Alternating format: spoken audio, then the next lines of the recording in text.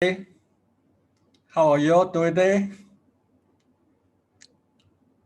We are in the midst of the pandemic, and last night in my country, our Prime Minister announced that we are going into total lockdown. So this morning, I have to rush out to do some errands, buying some provisions just to be a bit more prepared. My name is Dr. Edmund Ng. I am the president of the Asia Christian Counselors Association. Welcome to our 10th and final session in our series for this ACCA webinar. So I am both the host and the speaker this morning. Right, when we have our first session, I spoke on biblical principles of Asian Christian counseling. And now we have come a full circle, and I'm speaking again at this 10th session. So before we begin, let us have a word of prayer. Father God, I thank you for gathering all the participants here to this last session of our ACCA webinar. God, I pray for your presence to be with us.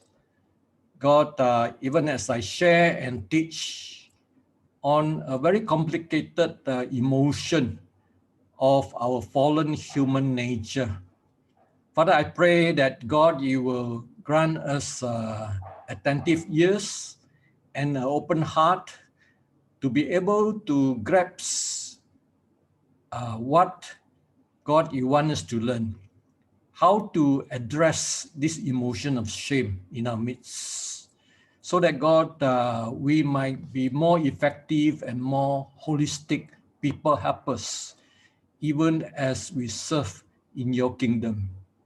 So be with us, grant us, all of us, a very beneficial time.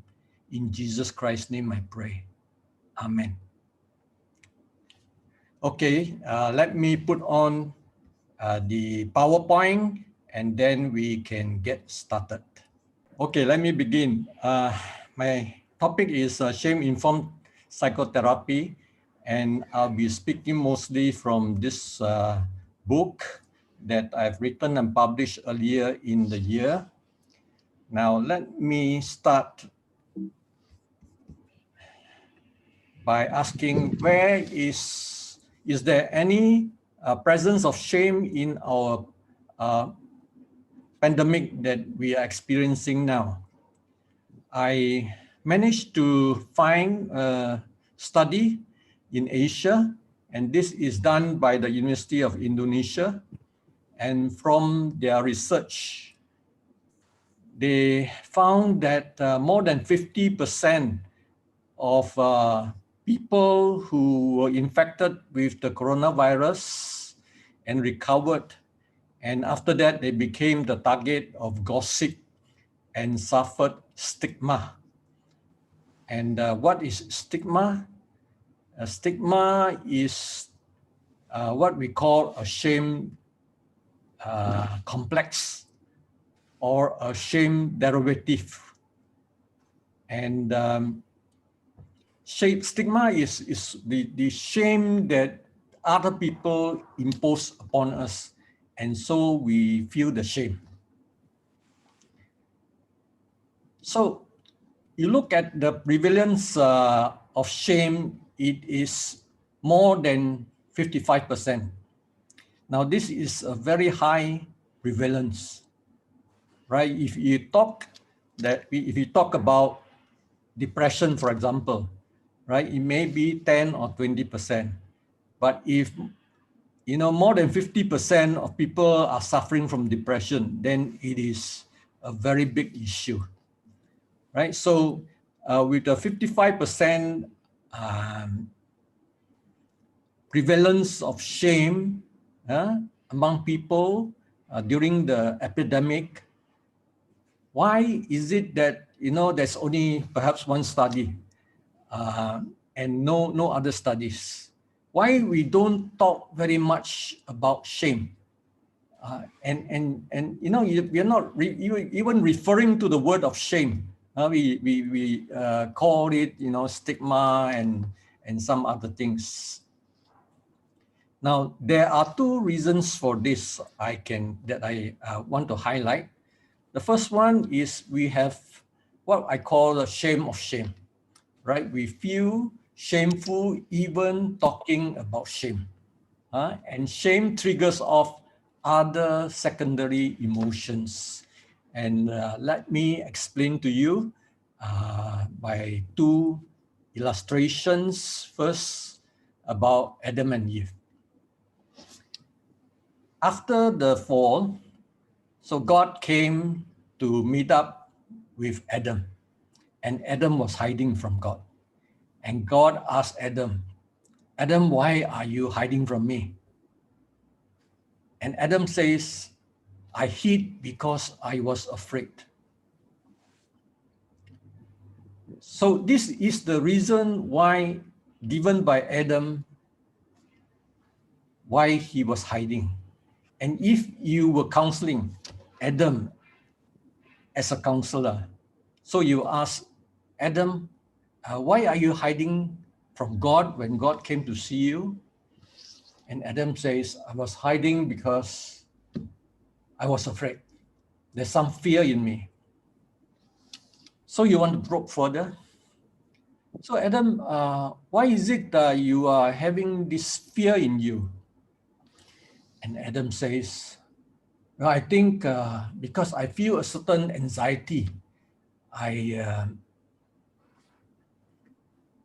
think that, you know, if I face God, I'll be ashamed before Him.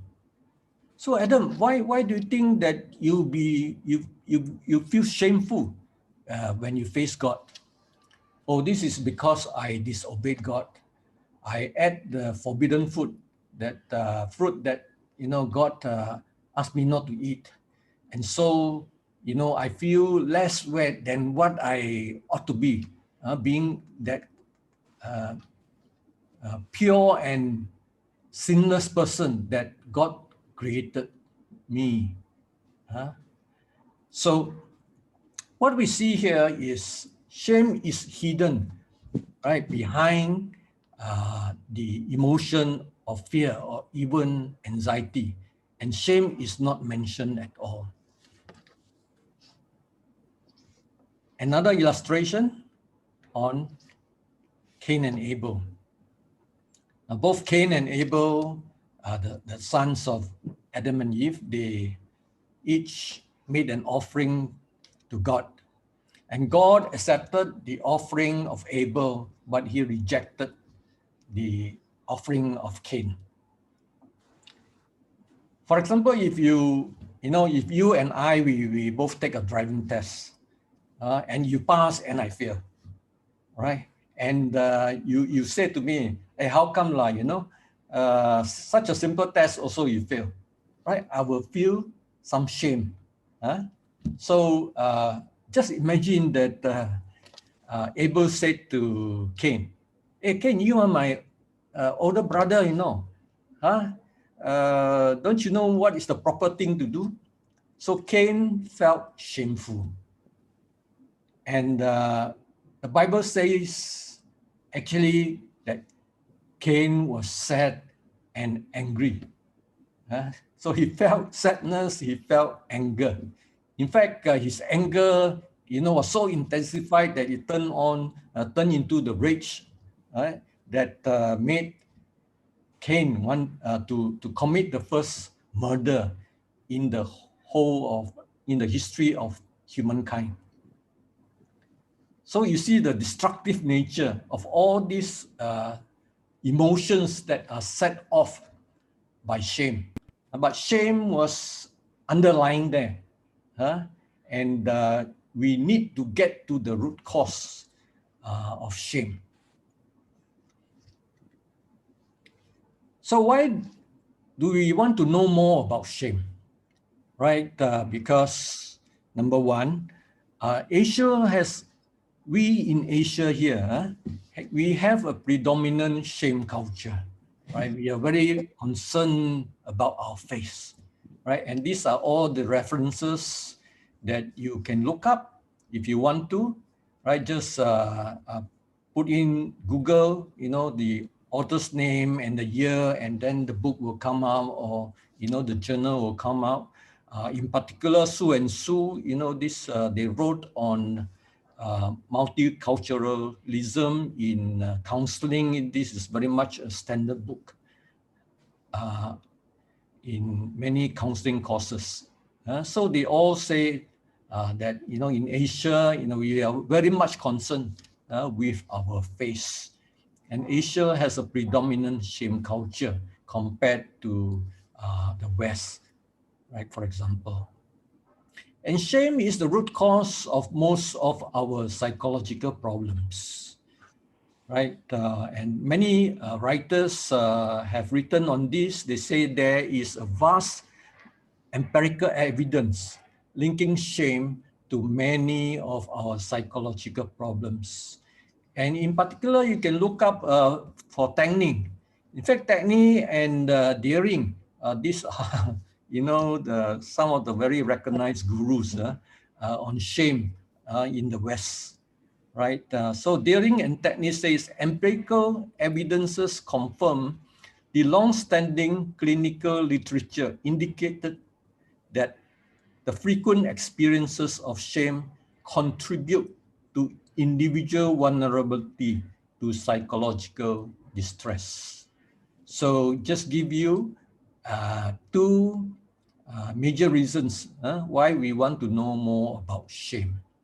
And let me illustrate more because, since the time of Adam and Eve, Cain and Abel, right? Human nature is very much the same. That is our fallen human nature. So bring you more to the present times. And I'm talking about my own therapy sessions, and these are the cases just to let you know. Right, illustrative case number 1, depression. I was once referred a very depressed student. Let me just try and, put this so that it will not stand in the way. I was once referred a very depressed student named Anne, who could not continue with her final year studies in astrophysics in an American university. That was after seeing a psychiatrist and a student counselor to help her cope with depression for 1 whole year before her father persuaded her to give up everything and come back home. While attending to her depression, I also discovered that in the school days, she was constantly shamed by her teachers for not completing her homework. To avoid further exposure to shame, she had set very high expectations on herself. At the same time, she became extremely shy, even to the extent of avoiding to ask questions on what she did not know. Unfortunately, she came to a breaking point in her final year when she could not catch up with her studies and her mind went totally blank. Besides addressing her depression with cognitive behavioral therapy techniques, I also attended to her shame, freed her from her withdrawals, and restored her confidence. She eventually recovered from her depression and went back to her studies and successfully graduated from her course.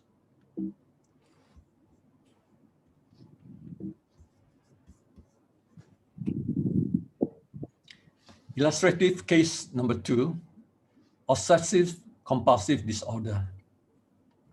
I once treated a client named Patty who compulsively washed her hands many times after going to the toilet or bathroom. I initially tried using exposure and response prevention techniques on her, but this only helped her to cope superficially with her compulsive behavior without getting to the root of her problem. I eventually learned that when she was a child, she perceived that her father molested her, and she grew up ashamed of her dirtiness. Whenever she touched her underwear, she would feel dirty, and so she constantly washed her hands to get rid of the dirtiness as a form of self-punishment. To bring about the structural change at the level of her core beliefs and early memories, I attended to her shame by bringing her back to the original incident of the sexual abuse, led her through an emotional reframing experience, and finally delivered her from her shame and compulsive behavior. Illustrative case number 3, domestic violence. I once counseled a couple of which the wife Cindy was often abused physically by her husband called Norman. Couple therapy techniques like reframing, reappraisal, and empathy-based collaborative alliances, as well as anger management strategies, made some but limited difference to the ongoing violence. After some time, I began to focus on the man's shame. I found out that as a child, her parents used to shame him for not doing as well as his younger sister in their studies. He grew up with a high sense of inferiority towards younger women, and each time he felt insulted or disrespected, whether in the family or at work, he would take it on his younger wife. I gave him the insight of what made him attack others as a defense against his own shame, and help him embrace the truth that his self-worth is not based on how other people see him, but on what he is as a unique individual who is no less than anyone else. And after the intervention on shame, their marriage has improved remarkably without further incidences of domestic violence. And this is the last one, illustrative case number 4, addiction. Alex was brought to me for counseling by his wife as he was addicted to gambling, and the family was on the verge of breaking up. I initially utilized the normal evidence-based intervention protocols, which included cognitive restructuring and financial time management training, as well as the imaginal desensitization techniques. 12 boxes. So we will Alex assign. eventually stopped his gambling activities. What you have to do is to sit. I explained to him that ultimately his addiction is a form of escape and distraction from his overwhelming shame built up since his childhood days. It is a substitute for relationships and a way to avoid intimacy and closeness due to the lack of relational worth. Alex then revealed that when young, he constantly experienced shame as he was placed by his widowed mother under the care of a domestic maid who had often rejected and abandoned him. And after the supplementary intervention on shame, Alex reported that he sensed he had a genuine breakthrough from his gambling urges. So these are my personal cases that you can glean from. And let us now go on to know more about shame itself. What is shame? Erik Erikson, who gave us the 8 stages of psychosocial development, he has this to say: shame is rage turned against the individual.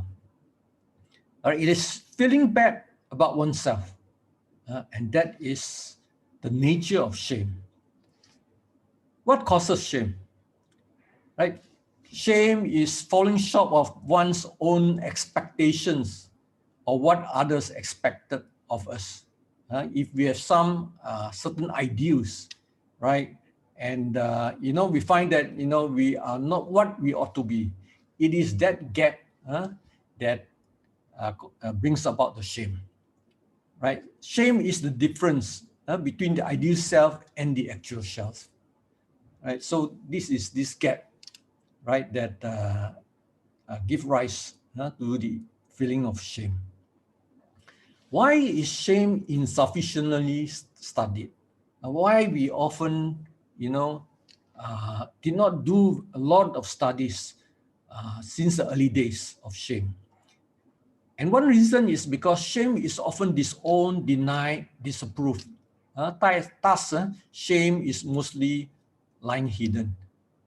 Right? It is underneath all the other emotions. And in the West, they talk very much and look very much into guilt.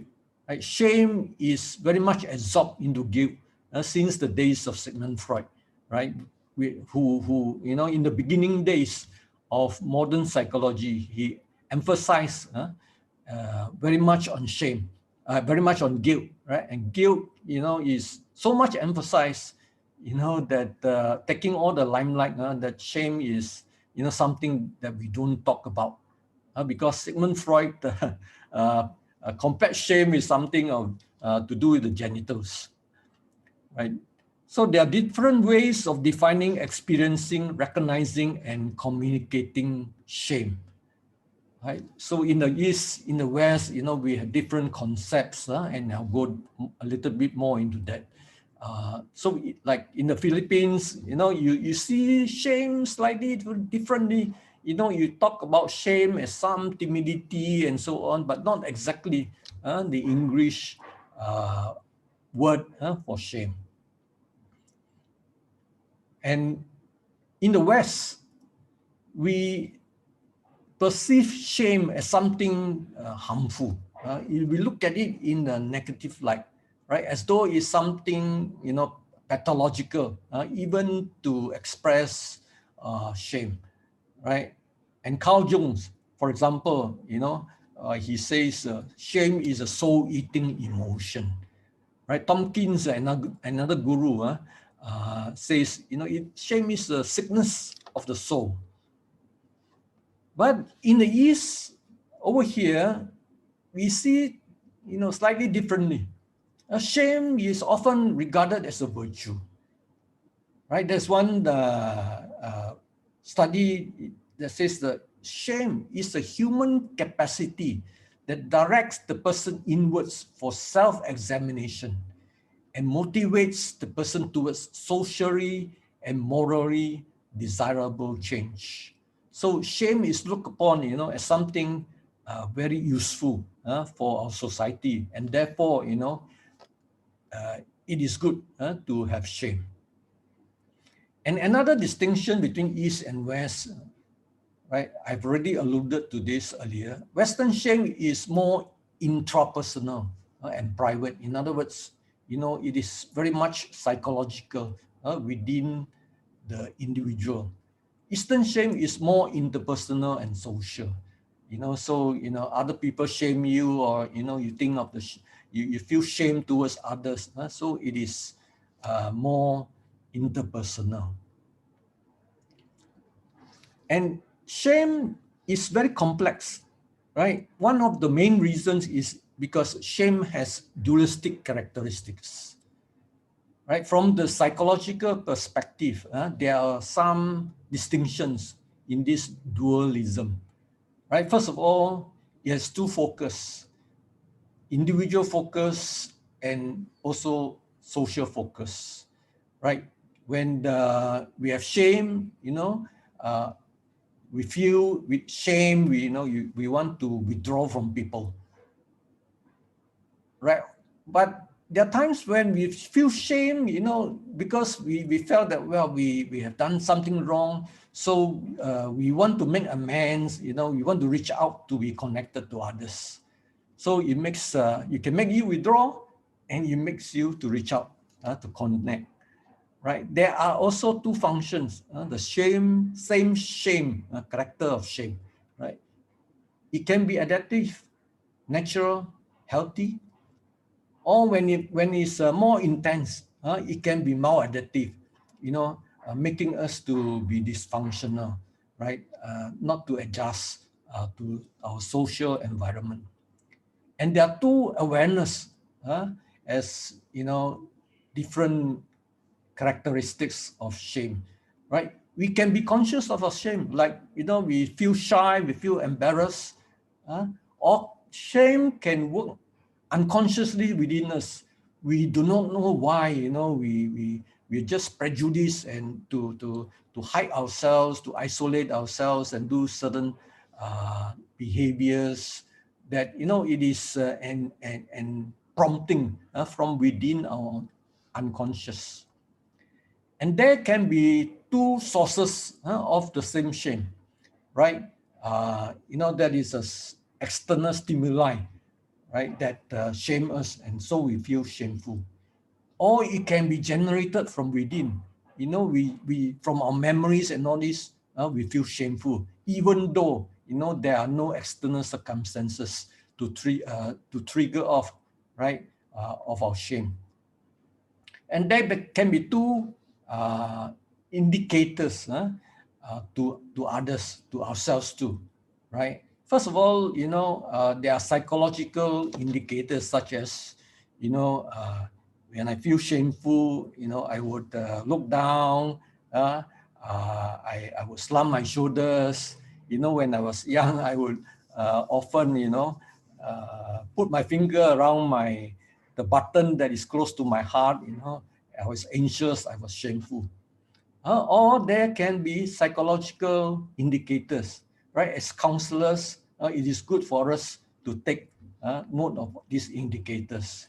When the person, the client in front of you says, you know, I feel that I am somewhat defective. I feel that I'm somewhat inadequate, right? Indirectly, the client is telling you, you know, I'm experiencing some shame within me. And of course, there can be two states of shame, right? One functioning healthily, one functioning unhealthily. And it goes beyond that. You know, this dualistic characteristics, we in society have our own constructs of this dualism of shame. Now, for the Jews, they distinguish what is proper shame, what is improper shame. So, you know, you don't just refer to shame. You are, in your mind, you are trying to say, is this proper shame or is this improper shame? So Ben Sira ascribes shame as proper when it deterred one from sinning and transgressing against the Torah. Right? Shame is improper when one was shameful to God's law and his covenant. And you can view shame as positive or as negative. And it's just not just shame, right? Is this positive shame or negative shame? Positive shame is being sensitive to the opinions of others so that you will maintain your reputation. So you have positive shame, right? It is good. It is adaptive. It serves a good purpose for you. But when you are socially insensitive, right, resulting in a decrease of one's reputation, and you don't care, right, what you are having, the others will say, well, what you're having is negative shame. Or the shame can be subjective or objective.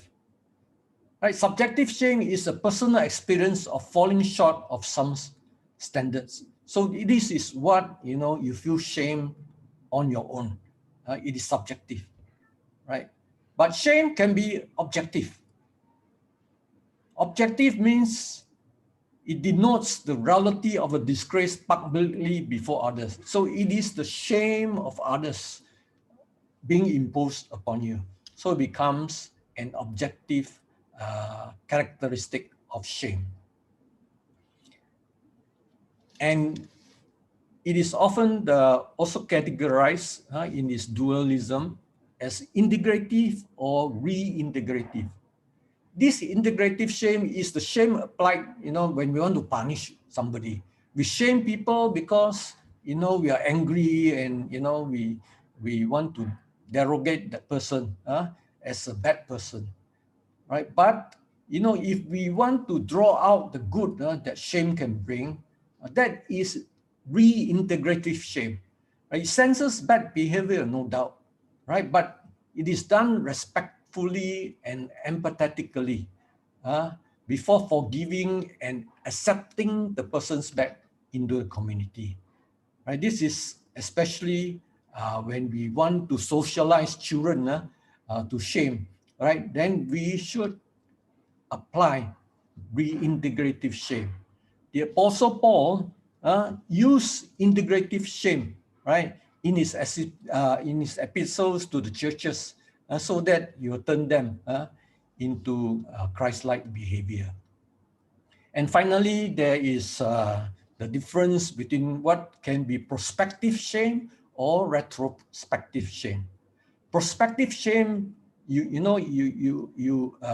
helps you to avoid doing what is morally or culturally or religiously or socially unacceptable. So it is something that you have a certain shame anxiety within you, and it tells you, hey, better not do this, in case it will turn out to be shameful for you. Right? Shame can be retrospective. It is a shame that is consequent to having done something wrong. So, you do something wrong and then, becomes retrospective, or an objective shame that is being imposed upon you. So I hope, this gives you, a flavor of how, complex and nuance in our understanding of shame, right, that can be. So let me try and make it something simpler for everybody, right? I do this by trying to identify the basic components of shame, right? And starting with what is called healthy shame, right? Healthy shame, you can say, it mainly has these two main components. The first one is anticipatory shame. Anticipatory shame is having that anxiety that you will be disgraced, right? So it motivates you to conform to what is socially acceptable, right? And these are the references that you can look up. And I believe John Anderson, he's in our midst. He also wrote something about this component of shame.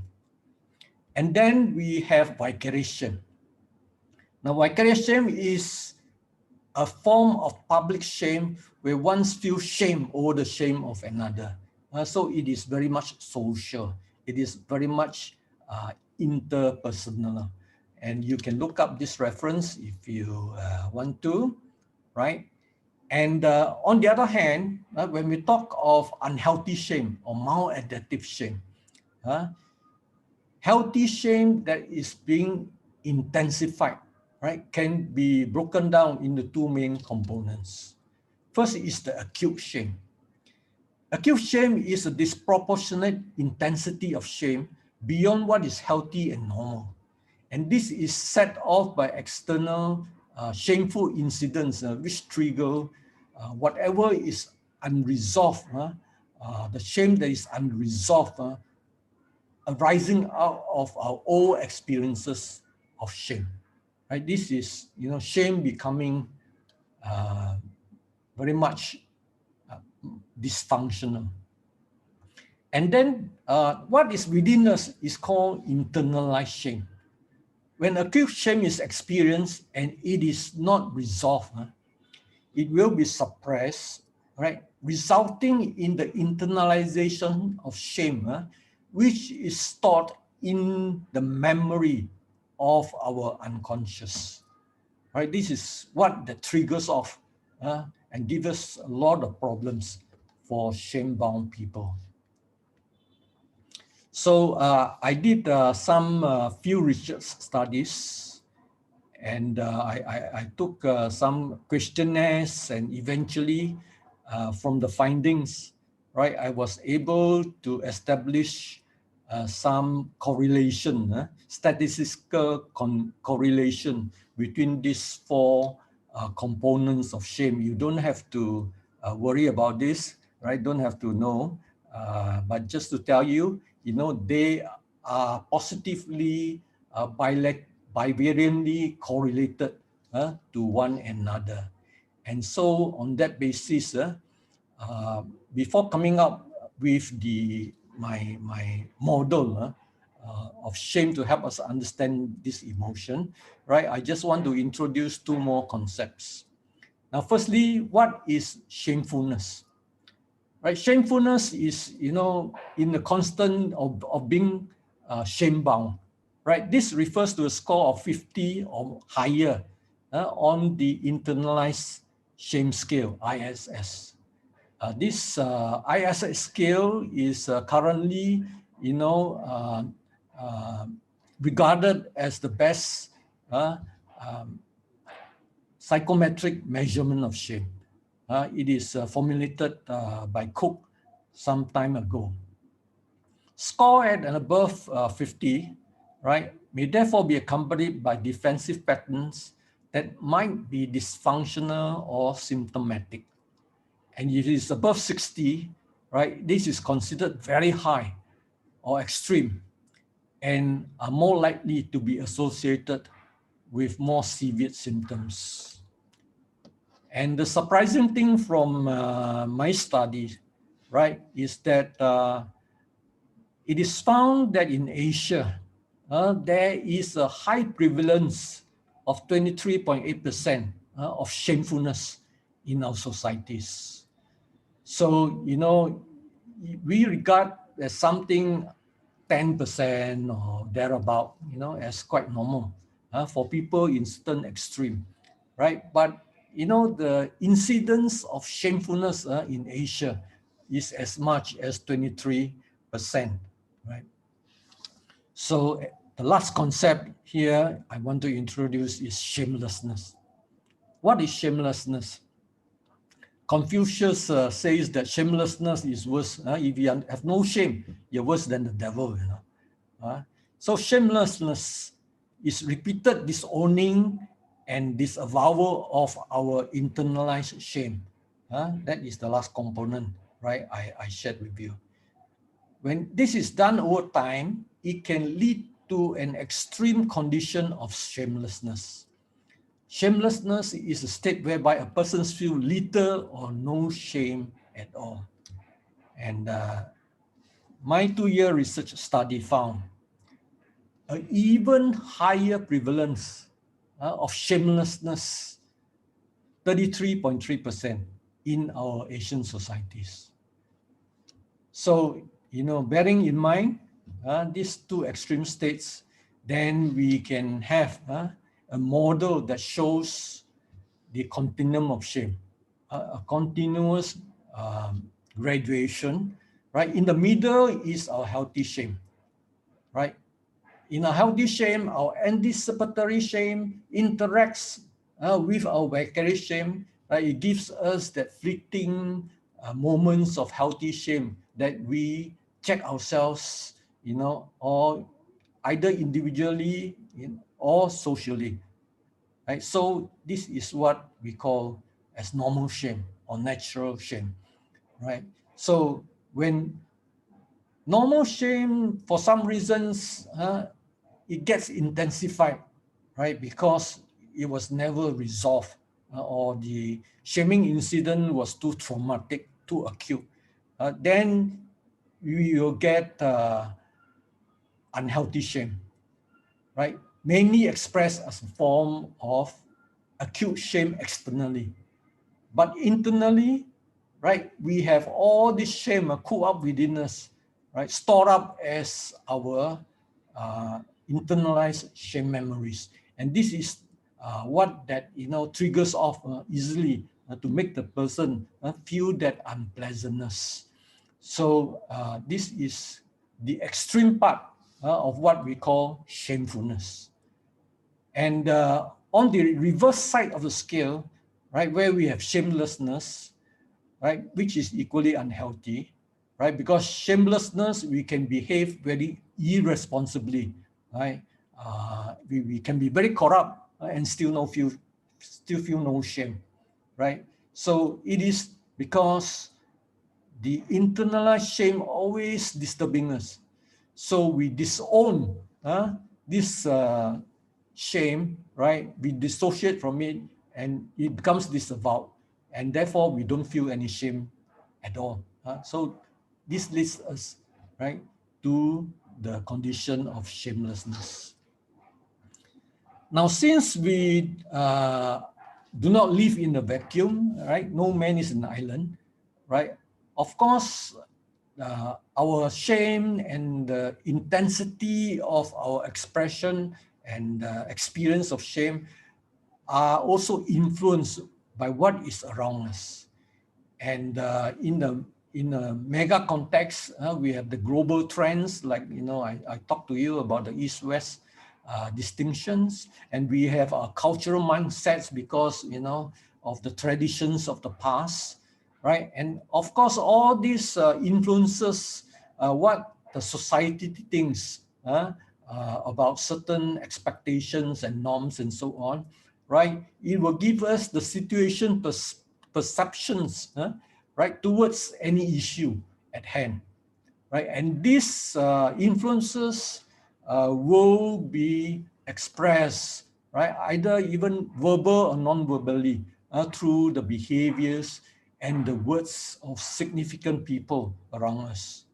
And all these things, right, around us in the environment, in our society, will also influence how we experience and express our shame.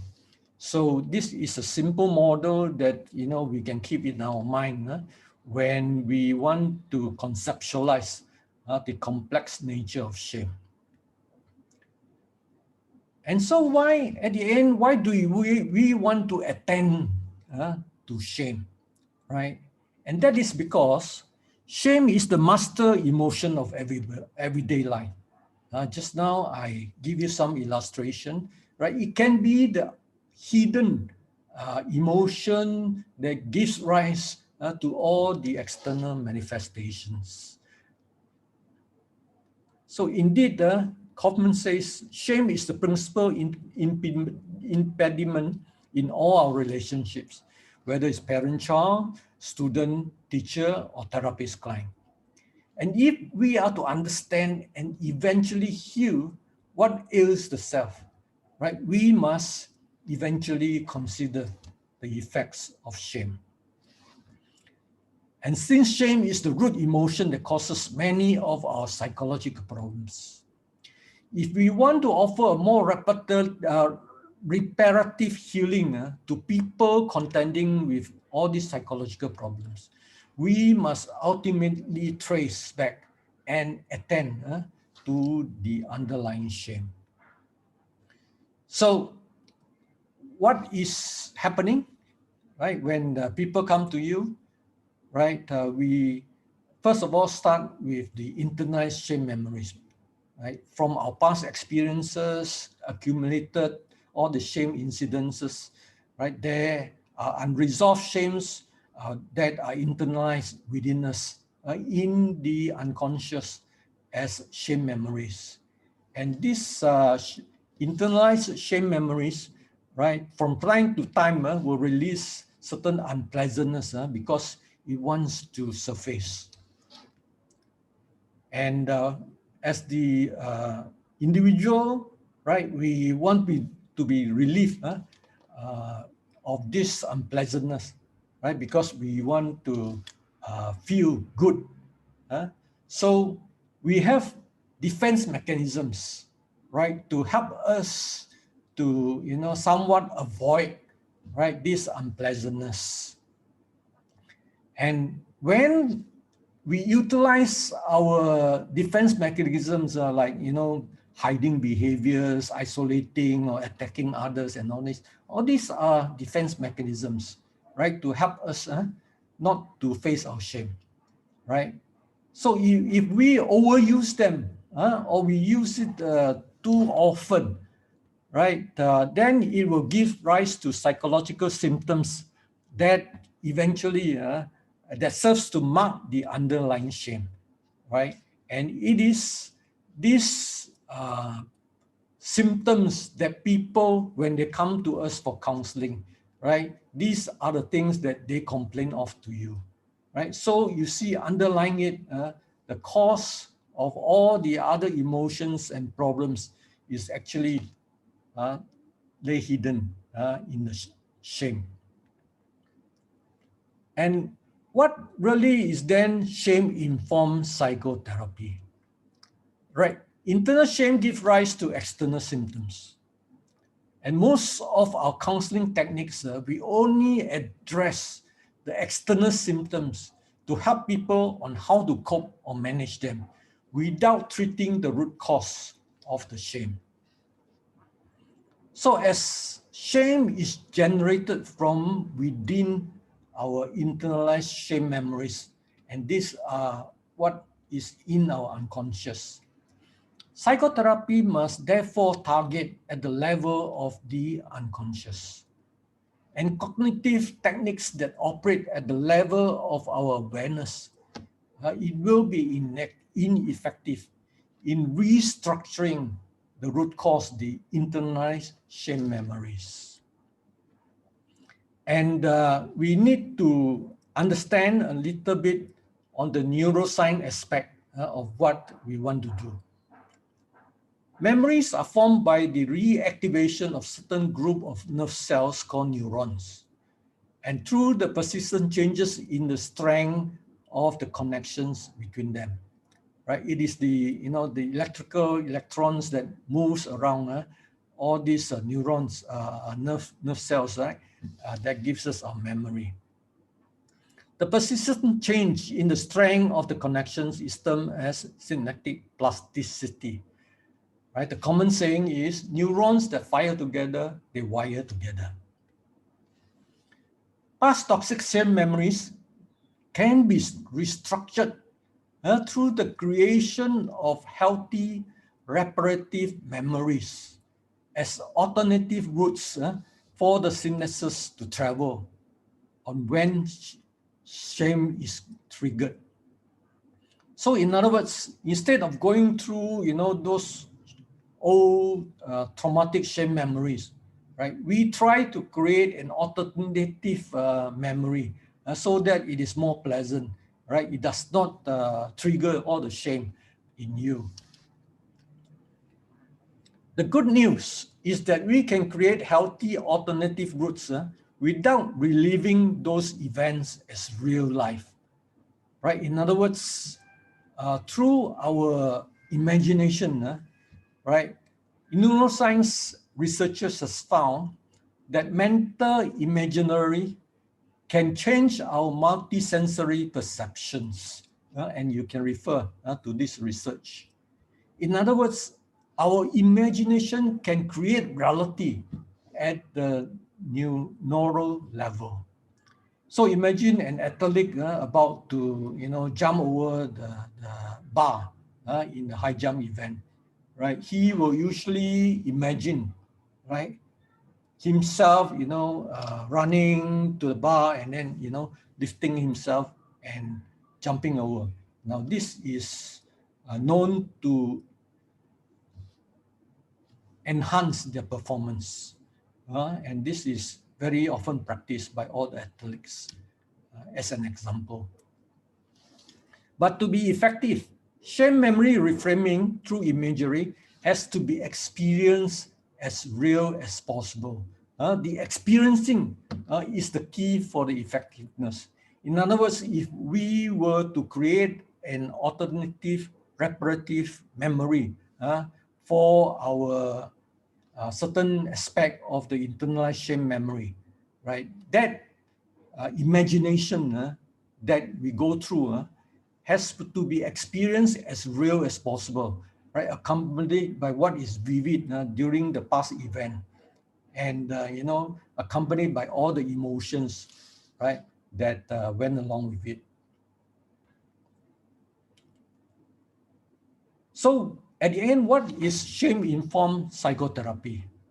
Shame-informed psychotherapy is a treatment intervention which is applied following alongside the contemporary evidence-based counseling or psychotherapy modalities and protocols to address the presenting psychological problems before attempting to address shame as their root cause. So people come to you with the symptoms, right? We focus first on those symptoms. And when the occasion arises, the opportunity surfaces, right? Then we begin to focus on the shame. Addressing shame as a supplementary second level intervention is more appropriate because most people do not seek professional help, maybe merely over their shame, but over some other psychological manifestations without having a clue that shame is the root cause of their problems. And therefore, this is the approach that I am recommending. Step number one, we focus on the symptomatic intervention to relieve the suffering, right? As I have mentioned before. Step number two, we try and surface the shame from its hiddenness because people will try to avoid talking about their shame. So by helping the client to be more aware how they react in the face of shame. I notice you are looking down and not, meeting me in the eye. Why do you think, you are always looking down? What are you trying to avoid? What are you feeling inside, right? So slowly you surface the shame in them. So connect the symptoms to the defense strategy. Why you are, always attacking people? Why you're always humiliating others, right? We try to connect. So having done that, we follow one of the following two methods. There may be other methods, right? One is called the empty chair technique, right? Whereby you adopt to give the shame back to the abuser, to the shamer, right? The other one, of course, is the shame memory reframing through your imagery. Now, let me dwell a bit more on the defense strategies because this will give you the linkage. Now, why do people have withdrawal symptoms, right? What is the purpose? It is because, they want to avoid being shamed, right? So they isolate themselves. They want to eliminate the threat, right? If you are feeling shy, very always silent, right? Always very evasive, be a loner, right? And, you talk things very superficial, very cold, right? You're emotionally unavailable, always very anxious, hyper shame vigilant, you're sensitive to rejection, you have low self-esteem, you go into depression, right? Or, you become impotent or frigid, right? This may be due to your defense strategy as a withdrawal to avoid shame, right? So you start to notice that there are a wide range of external symptoms which can be attributed to shame as its root cause. Or you can be adopting a self-attack symptom. Now this is to attack yourself so that you deaden or you try to annihilate and nullify the shame within you, right? So you intentionally derogate yourself, for example, like false modesty, right? You neglect yourself, right? You humiliate yourself, you submit all the time to people, you have self-injury, self-sabotage, or you have this kind of punish yourself with having this excessive compulsive behaviors that I illustrated. Or there can be masochism, bulimia, anorexia, even suicidal, kill yourself.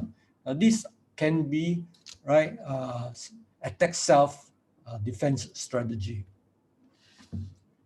Or you can attack others, right? The purpose is to, you shame others before they can shame you, see, right? And the purpose is because, you want to avoid your own shame. So that is why it explains why people are always bullying people, others, always insulting, and they go into rage so that they can control you, or they become very sarcastic, they're hostile to you, they're very aggressive towards you, even adopt violence, they want to murder you also, right? Or, there are all sorts of abuses against others, right? Become exploitative and vandalize, become, antisocial. They want to rape others, right? And they may even want to, commit all sorts of atrocities. This is an attack other strategy, because underneath it, this person, right, he try to avoid his own, painful shame within. And the last defense strategy is called avoidance. Avoidance means, right, because we're shame inside us is so unbearable, we try to distract ourselves, right, through activities, through, enhancing our beauty, getting a lot of possessions, or become very performance orientated. This is all to cover up the defective self in you, right? That is put to you by your own shame, and so you try to distract yourself from it, right? That is why some people become very arrogant, become very narcissistic, or they turn to alcohol, sex, drugs, food addiction, or they just go and accumulate a lot of wealth or spend a lot of money and be exhibitionists, right? Always comparing, and they are very, go into religious mysticism, seeking thrill, seeking, risk-taking behaviors. They are very perfectionistic, right? Always compulsively lying, and generally, they feel this kind of emptiness within. So these are the symptoms of behaviors that are more addictive. People come to us, right? We can make that connection if we are aware, right? That's why, being shame-informed in our counseling approach is very important. So coming back, what is the empty chair technique? And that is to have two chairs, right, facing one another, with the client sitting on one chair. I tell the client to relax, right, close the eyes, and using the imagination, walk into her past memory, right? So we want to get back into the past memory, right, to re-traumatize this past memory. Right? Ask them to select an acute shame incident, right? This we call the governing sin, right? And lead the client to re-experience the governing sin as real as possible, right? To tell you what is happening, right? What happened in the past, right? And to try and experience those emotions that were embedded in the memory. And then we ask the client, right? Imagine the abuser is sitting on the other chair, right? The person who shamed you when you are a child, for example, right? And ask the client to take all this shame and give it back to the abuser, right? And many of them will report to you that after doing this, they'll find there's a release. And if we were to do it as a memory reframing through imagery, right, we will repeat the initial steps of the empty chair technique. And at the end, we'll ask the client to imagine bringing into the governing scene someone who can rescue you from that shaming incident, right? you refer back, right, to the first illustration, whereby, you know, this lady was going through depression because she was often punished by her teachers. So I have asked her to imagine bringing into the scene when you are being punished and feeling all the pain and the shame, right? Someone to say, hey, this is not the way to teach a student, right? And shame on you, right? So you feel vindicated, right? You had a good reparative corrective emotional experience, and that will form the new memory, you know, that, you know, you can, those synapses can travel along, right, without triggering the shame that was embedded in the earlier shame memory. The purpose is to repair the shame of the original experience, to create through imagery a favorable memory out of the same past shame scene as an alternative route for the memory synapses to travel. And therefore, shame-informed psychotherapy is effective due to this.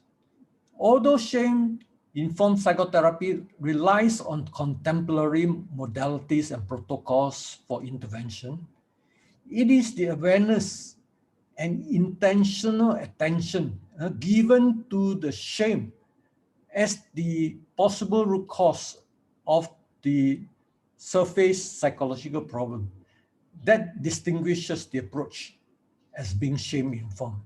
In other words, you're informed of shame, right, as the possible cause that you eventually have to address.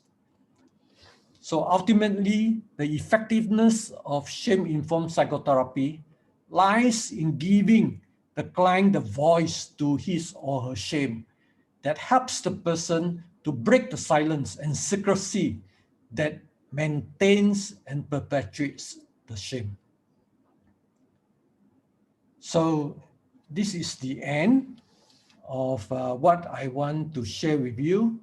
And most of it is found in this book. Unfortunately, the price of this book, as you can see, $160 is very, very high. And most of us, we don't want to pay such a price, right? I can't help it because it is published by one of the most prestigious academic psychology publishers in the world, right? And the editors found that, you know, the book is in the sense of such a quality and originality, so they wanted to publish it as a hardcover monograph, right? And that is why, you know, even the Kindle version is very high because this publisher, they only have books that are, you know, a league of its own. But what I would like you to read, as you know, as many of you, is what I have written, not yet published, not yet printed, right? This is a Christian book. The earlier one is an academic psychology book, right? It is set free from corrupted shame. This is to help us to live a blameless life in the end times, right? I would try and figure a way, you know, try to, you know, get it out for like, you know, $10 or around there. And if you can't afford it, I will give it to you for free, right? But this is something I hope that all of us will at least read through. And hopefully, you know, I will have the opportunity to teach and share from this book sometime in the future. So before we go into a short time of Q&A, I just want to remind you that we are having our conference coming up, right? The closing date for the super early bird price of $30 is 15th of June. So the link is given in our website. You can always register online, right? So let me get out of screen share and ask you if you have any one of you have any questions.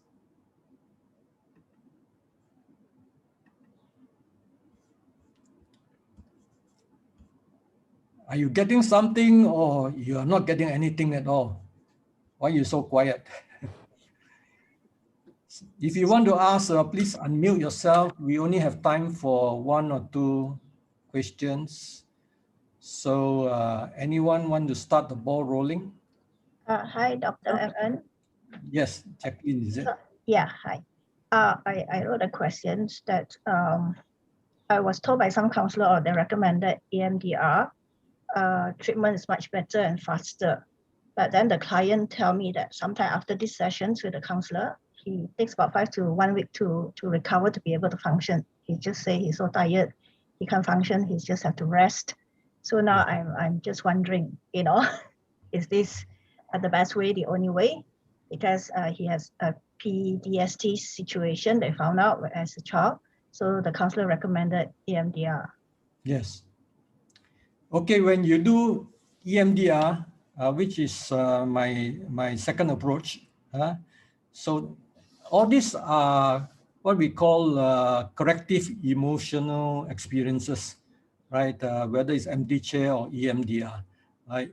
EMDR is rapid eye desensitization preparation or something like that, okay? So for those of you who are not familiar with it.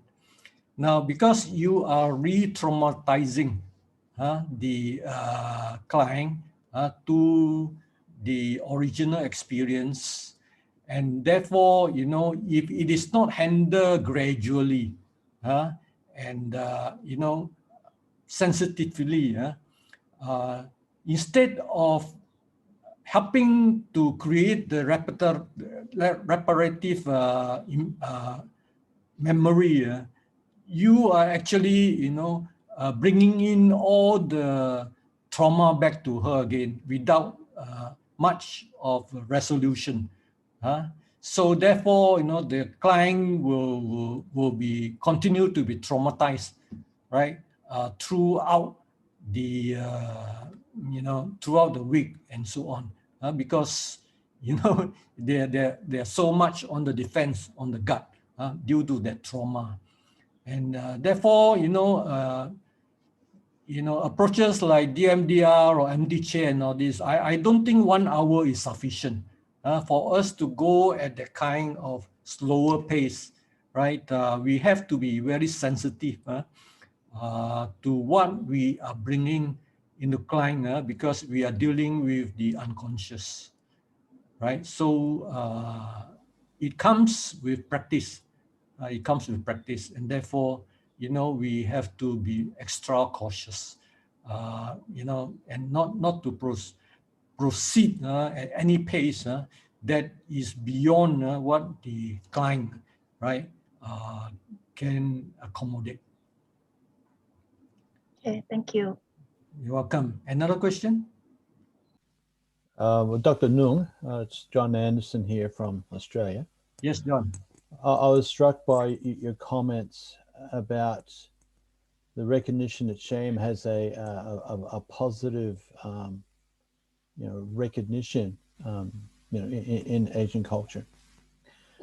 And so it raises the question of where are there instances where it is appropriate to acknowledge and validate a client's sense of shame, because actually it is the person's actually experiencing a healthy and a constructive emotion. And where do you see it's appropriate to actually respond in that way? So I believe that shame is created in us by God as a healthy emotion, right? It serves some very specific functions, which I have already gone through, right? healthy shame is generally very fleeting, very transitory, right? It does not have a pathological effect on us. It is functional. It serves its purpose of either we check ourselves, are we doing anything wrong? Are we offending others, hurting others? So it is something that that is not so intense upon us that will end up making us to be dysfunctional. So in that sense, it is adaptive and it serves the purpose. But when shame makes us to do something that is dysfunctional, that is not in line with what is good, and we try to avoid it, then it has become unhealthy. So it is good. The problem with Western psychological literature is that they almost think that all sorts of shame as a whole, right, is something negative, something we want to avoid. But in the East, and especially if you look at the Chinese perception of shame, right, they would say that shame is it is a virtue that we want to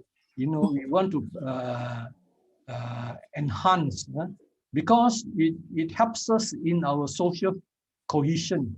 It helps us to regulate and make us good as an individual, right? So in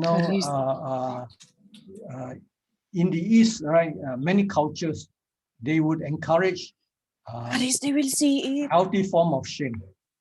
So even they would want to socialize their children so that they have that sense of shame, right? And in the East, shamelessness is often emphasized to be as something that we don't want, right? We want some degree of healthy shame, and we don't want to have no shame at all, right? This is quite different from Western literature, which sees that shame generally as unhealthy. So can we come back to you, Francis? Hi, Doctor. I want to ask one question. Yes, please. While you are talking about shame, does it shame is how is more affected by the culture or the incidents or the experience they have suffered in life? So which one is more relevant in person's life, by the culture or the incidents they have suffered? It is a combination of all this, because in psychology we often talk of nurture and nature. Right? The culture influences us. It gives generally the people in the culture, their propensity to experience more shame, right? But the individual on his own, right, can be predisposed to shame, right? And therefore, gets very shame bound, right? So it's a combination of all these factors, right? Thank you. Social, interpersonal, and intrapsychic. Thank you. Am I clear with you? Are you getting me? Yes, I got. Thank you so much. You're welcome. So one more last question, and we will call it the end. Is there one? Going once? Yes. I'm wondering about the use of play therapy techniques, sand tray, drawing, art, drama, as a way to help children and youth, particularly, but not exclusively, address some of the shame in a less threatening manner than speaking. What your thoughts are on that? I think it is a wonderful approach. right? As I said, shame-informed therapy uses the conventional protocols and approaches, especially when it gets into the unconscious of the person. So, play therapy is, I would say, is particularly good for children, right? So that they can be socialized to the sense of shame, right? I would give full marks for such an approach, because what we don't want is to have just cognitive approaches, which basically teaches people how to manage or cope with the shame, right?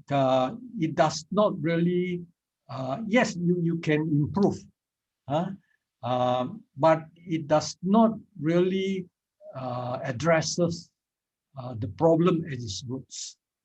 So I am very concerned that many of the conventional approaches now that are being adopted is very cognitive. When we look at some of these, group, I don't want to mention names, but there's a very famous lady who came out with this group psychoeducation approach, right?